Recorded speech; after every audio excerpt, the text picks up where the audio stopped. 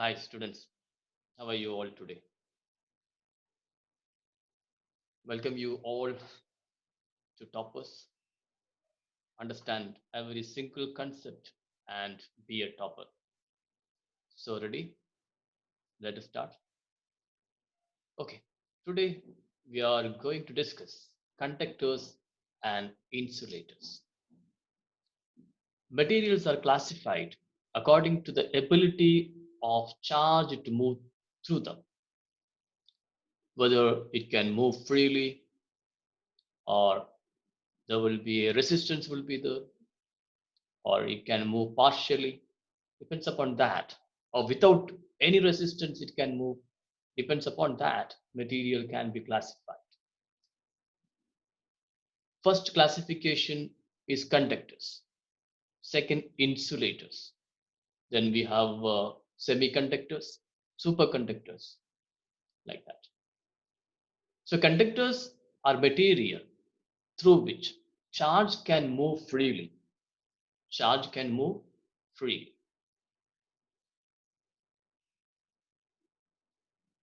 Charge can move freely in conductors. Such material we are calling as conductors. For example, metals. All metals are good conductors. Examples are copper, silver, gold, platinum, even carbon, non-metals. If it is graphite, in the form of graphite, it is a good conductor. Similarly, human body is a good conductor. Tap water is a good conductor because tap water is not a pure water chemically. It contains some other minerals. So it is coming under conductors. The non-conductors or insulators, they are materials through which charge cannot move freely. Resistance will be there. Charge cannot move. Charge in the sense electrons. Normally electrons are moving in the metals. Examples: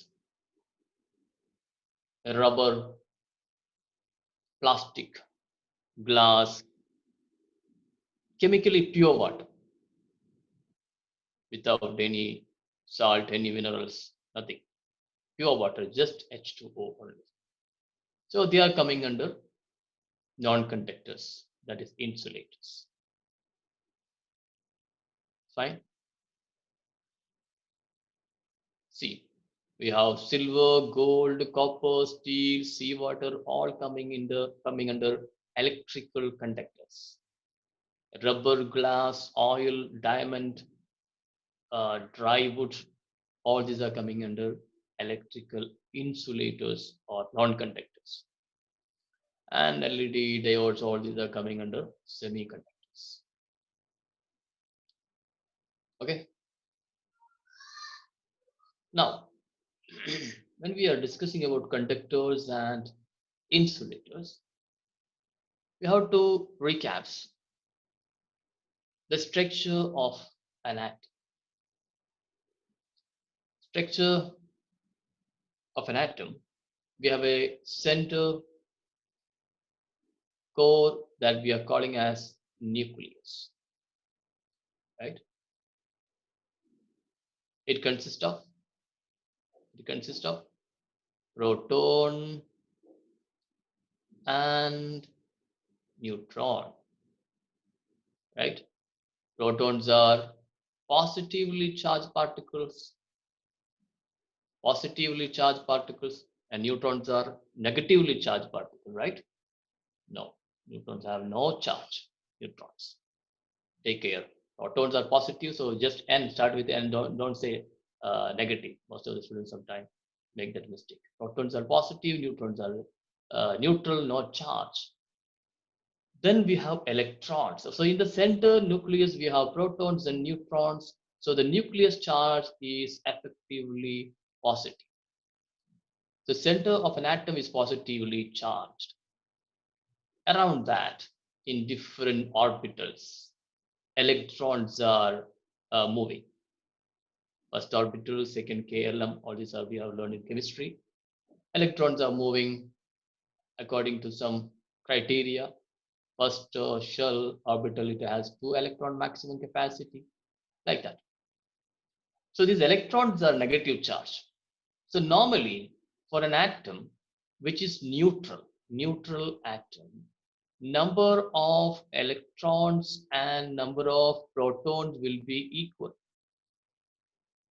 Number of positive charge and number of negative charge will be equal. Number of protons and number of electrons are equal. So it will be neutral. Okay? If the charge is there, then we are calling it as ions. Right? If there is a deficiency of electron transferred to some other atom, then it is a positive ion. If gain electron, then it is a negative ion. Negative ions are known as anion, positive ions are known as cation. We have learned in chemistry. Fine. So when we are talking about conductors and insulators, the structure of atoms of the material have a very important role. Okay.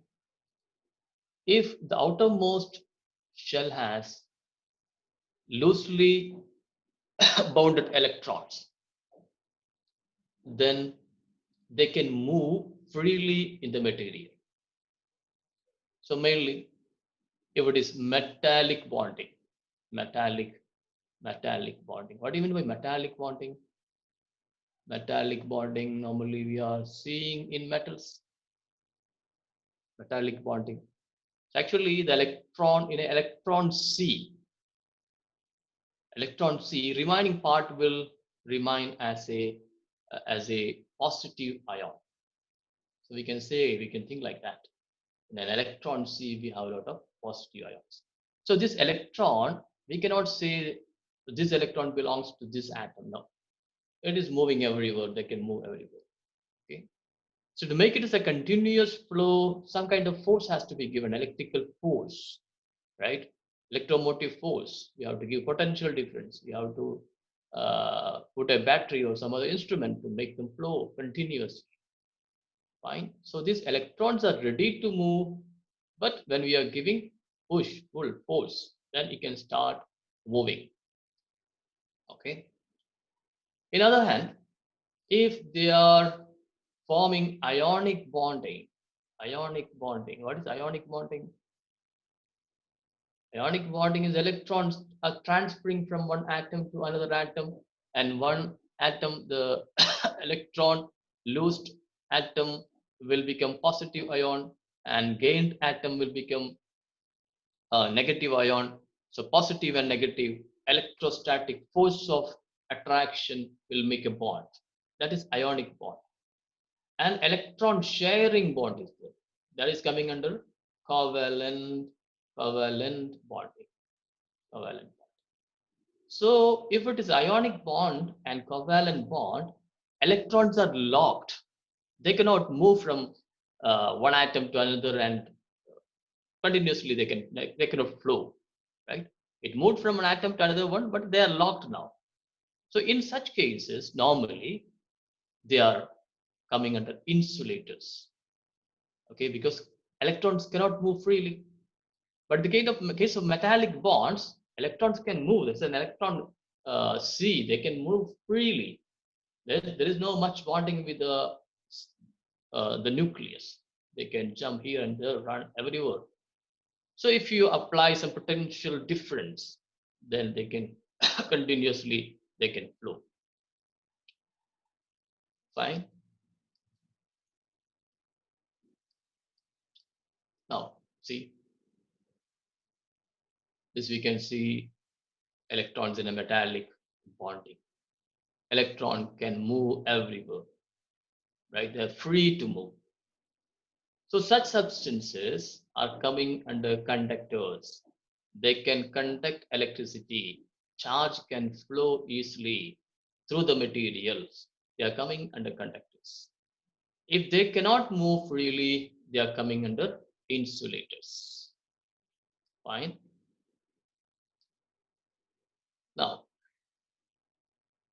See, you can see here, I have taken a metal copper. Electrons are moving freely, but semi-metal or metalloids, for example, if you have taken silicon, partially moving, okay, partially moving. Non-metal, for example, glass, electrons are not moving at all. Okay, so these are the difference between conductor, non-conductor, means insulator, and semiconductors. Okay. So here you can see these are the atoms, the outermost electrons. They are ready to move everywhere. They can flow easily, right? So such materials are coming in under conductors, fine. Then when the electrons are shared, then they cannot move from one atom to another normally. So they are coming under insulators. Insulators. Okay. Fine. Now, semiconductors and superconductors. Semiconductors are materials that are intermediate between conductors and insulators. So partially, we can say partially electron can move. Example, silicon, germanium, all these atoms have, outermost shell has 4 electrons. So they are coming under semiconductors. What do you mean by superconductors? They are materials that are perfect conductors, allowing charge to move without any hindrance. Zero resistance, no resistance at all. Okay, such materials are coming under superconductor. It is not a separate special metals, actually special material, but we are creating a special environment, like bringing the temperature below critical temperatures. So when the materials become superconducting, okay, they are becoming superconducting at temperatures below the critical temperatures. Okay, so there depends upon the material, different critical temperatures are there. So under that condition, these elements material can become superconductors. For example, mercury, lead, niobium, all these can come under superconductors. Not under normal temperature, not under normal room temperature, but in a specific critical temperature. For example, mercury, if you cooled below 4.1 Kelvin, 4.1 Kelvin is Kelvin, not degree Celsius. 0 degree Celsius means 273 Kelvin. So below 4.1 Kelvin, if you are cooling mercury, it loses all electrical resistance. So it will change into superconductors. Got it? Okay. Now, flow of charges through conductors and insulators. Let us discuss. A metal rod held in hand and rubbed with wool will not show any sign of being charged. So we have a metal rod. Metal rod means good conductor of electricity, right? This metal rod we have taken in our hand and rubbed with wool. So electron has been using the friction, using the rubbing. Some of the electrons will be moved, right, from one object to another object, but it will not show any sign of being charged. What is the reason? What is the reason? If a metal rod with a wooden or plastic handle is rubbed with wool without touching its metal part, it shows signs of charge. Okay, here we have taken metal rod itself, but with wooden or plastic handle. Wooden or plastic handle is there, not taken in our hand, and we are rubbing it with same wool. But we are not touching the metal part. We are touching only the plastic handle, and plastic handle. After that, we have the metal rod, and we are rubbing with wool. It shows signs of charge. What is the reason for these two cases? See, human body, the metal rod are good conductors. The first case we are talking, first case, we are taking the metal rod in our hand. Okay, so human body, the metal rod, all these are good conductors. That means they can allow electrons to pass through that freely, which are connected to Earth's surface, allow charges to flow to the Earth, and it will become neutralized. So when we are rubbing wool and metal rod we have placed in our hand. We are taken in our hand and we are rubbing. Okay. So electrons are passing, but that immediately what happened? That will flow through our body to the earth. Okay. So it is not charging. But in the second case, what happened?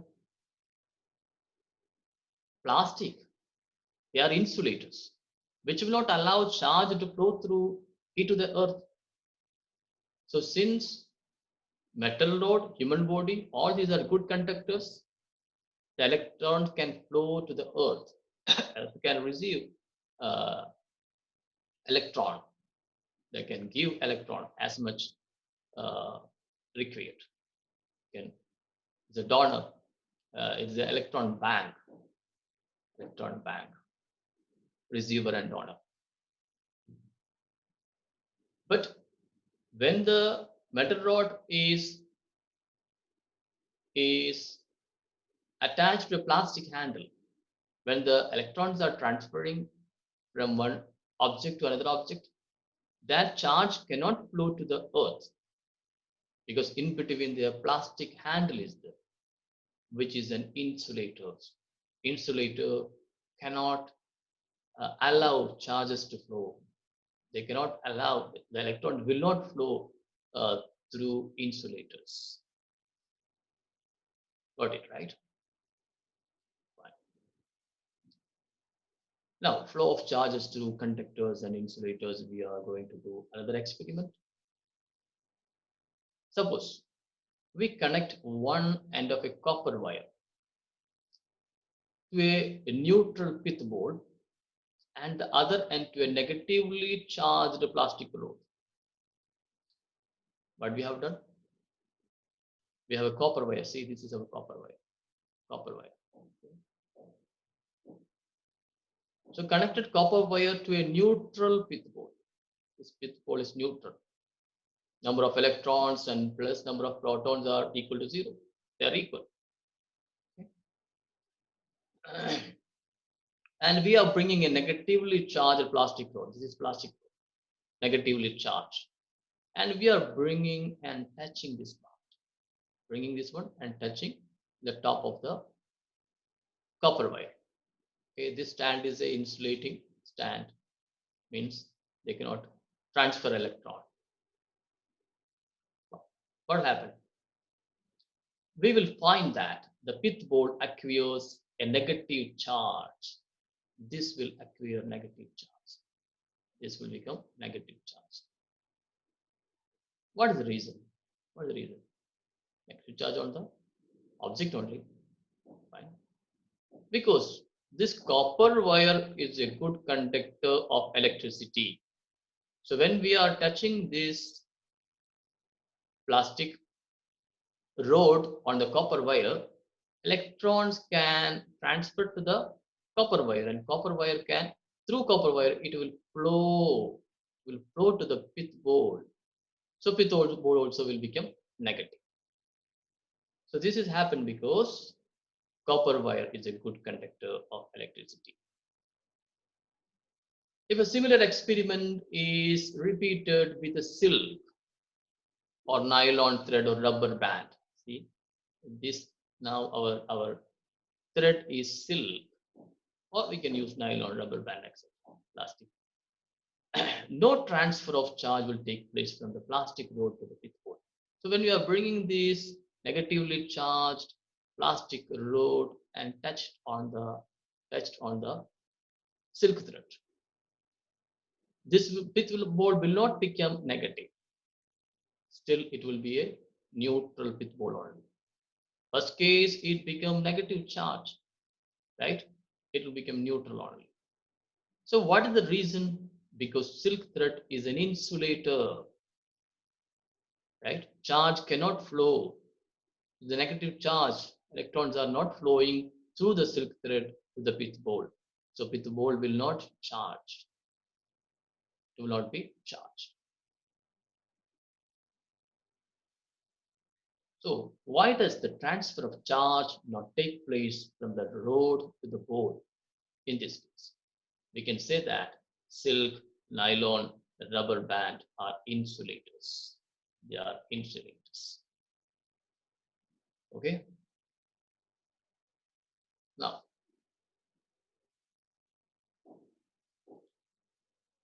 some substances readily allow passage of electricity through them, others do not. Those which allow electricity to pass through them easily are called conductors. You can conclude that. They have electric charges, means electrons, that are comparatively free to move inside the material. Electron can move inside the material. Metals, human body, animal bodies, earth, all these are coming under conductors. Most of the non-metals like glass, porcelains, plastic, nylon, wood offer high resistance to the passage of electricity through them. They are called insulators. Most substances fall into one of the above two classes, either conductors or insulators generally. Semiconductors are also the generally conductors and insulators. Now let us discuss about distribution of charges. Distribution of charges. Charge is distributing.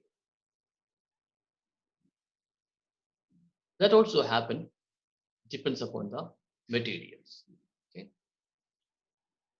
Whether it is a conductor or insulator. So when some charge is transferred to a conductor, it readily gets distributed over the entire surface of the conductor. Here we have a conductor. This is a conductor. So we are transferring charges to the conductor. See, negatively charged objects we are bringing and just touching the conductor. So this is a conductor. This is a conductor. Just touching the conductor. What will happen? What will happen? The charges ripple each other and start to move apart because this was neutral before. This conductor was neutral, right? Number of proton positive charge is equal to number of electron negative charge. So it was neutral. Now we have supplied given negative charge. So same charges, negative charges will ripple. So they will ripple each other and move apart, and this charge ends up evenly distributed over the surface of the conductor. So this will be distributed, see, evenly distributed on the surface of the conductor. This will not happen in the case of insulators. This will happen in the conductors only because they can move freely, right? One atom to another atom, they can move. It will allow to move freely. Since they all these are negative charge, they are evenly distributed. Fine. But if some charge is put on an insulator, what happens? It stays at the same place. It will not distribute. For example, see this is a balloon. Balloon is a insulator, right? Balloon is an insulator. When we are giving some charge to balloon, the charge will remain at the surface there. It is not distributing.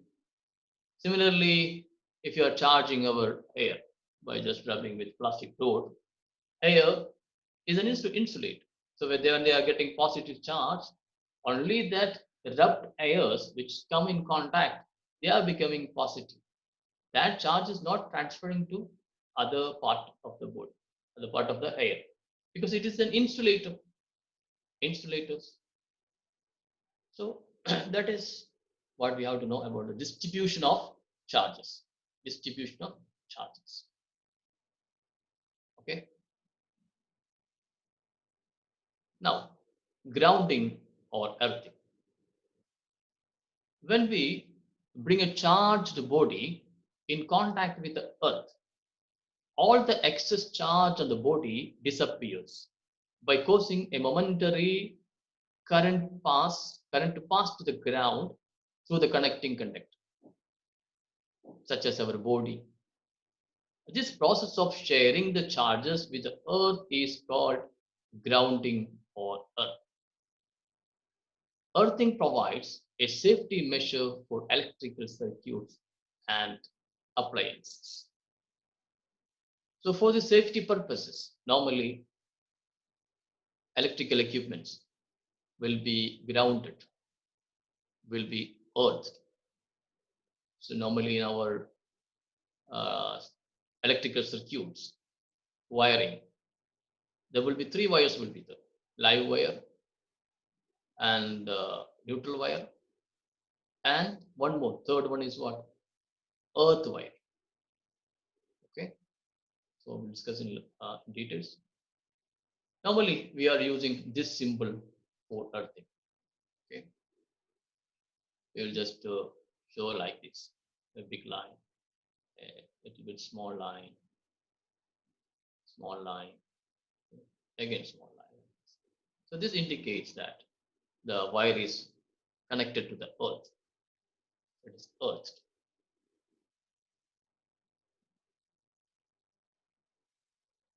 Earthing is a safety measure. A thick metal plate is buried deep into the earth, and thick wires are drawn from this plate. These are used in buildings for the purpose of earthing near the main supply. So a main supply is going on, and from that we have a green wire, see, which is connected to a thick metallic rod or plate. It is buried deep into the earth. So whenever there is a leakage of charges, that can transfer easily to the earth, right? Zero potential. So it can flow very easily to earth. It will not flow through any other conducting materials. Even if you touch it, it's not going through our body, because our body is giving some resistance. But it can flow to the earth very easily. So this is a safety precaution. The electric wiring in our houses has three wires. I told you they are live wire, then live wire, and neutral wire, right? Neutral wire and earth wire. Earth wire normally green color. So live wire red color, neutral blue or black we are using, and earth is green color.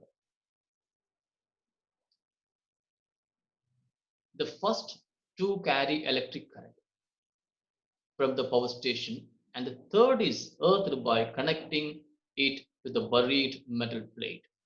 So the third wire, that is earth wire, has rod if there is any leakage of current. So this will happen if there is some kind of damage, or the insulation is removed and the outer metal part is coming in contact with the circuit. Then what will happen if you are touching the body of the object, I mean device? It will come, it will give us severe shock. Okay, but if we have earthed properly, then we are in safe mode.